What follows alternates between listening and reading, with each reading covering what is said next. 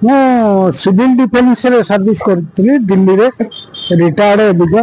କିନ୍ତୁ school bus ଗୁଡ଼ା ଯିଏ ଆସୁଛି, ଡ୍ରାଇଭର ଗୁଡ଼ାକ ଆସୁଛନ୍ତି, ସେମାନଙ୍କର କମ୍ ସେ କମ୍ 10 ବର୍ଷ ଏକ୍ସପିରିଏନ୍ସ ହେବା ପରେ ସ୍କୁଲ ବସ୍ରେ ବସିବା ଦରକାର। କିନ୍ତୁ ସେମିତି ସ୍କୁଲ ବସ୍ରେ ଆଡ଼ୁ ସାଡ଼ୁ ଆଣିକିରି ପୁରେଇ ଦେଲେ, ଲାଇସେନ୍ସ ଦେଇକି ପୁରେଇ ଦେଲେ, ସେଇଟା ଠିକ୍ ନୁହଁ।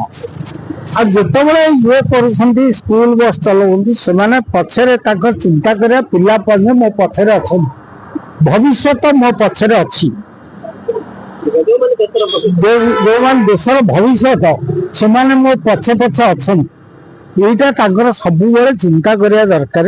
ତେଣୁ ସେଇ ହିସାବରେ ସ୍କୁଲ ବସ୍ଟାକୁ ଚଲେଇଲେ ସେମାନଙ୍କର ହଁ ନିୟମଟା ଏଇଆ ହେଲେ ବେଟର। ଯେଉଁ ଡ୍ରାଇଭରକୁ ଦଉଛନ୍ତି ସେମାନଙ୍କର 10 ବର୍ଷ ମିନିମମ୍ 10-15 ବର୍ଷ ଏକ୍ସପିରିଏନ୍ସ ହେବା ଦରକାର, ଡ୍ରାଇଭିଂ ରହିବା ଦରକାର।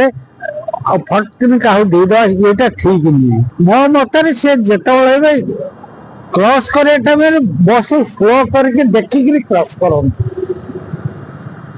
ଦୁଇପଟ ଗାଡ଼ି ଆସୁଛି, ସବୁଠି ତ ରେଡ୍ ଲାଇଟ୍ ନାହିଁ ନା, ସବୁଠି ସବୁ କ୍ରସିଂରେ ରେଡ୍ ଲାଇଟ୍ ନାହିଁ। ତେଣୁ ସେଇ ହିସାବରେ ସେ ଚଲାନ୍ତୁ। ସେଇ ହିସାବ ହଁ ବେକରେ ରହିବା ଦରକାର, ଦେଖିବା ଦରକାର, ଦରକାର ଯେ ଆଗକୁ ଇଏ କରି। ଏଇଟା ମୋର ମତରେ ଏଇ ହଉଛି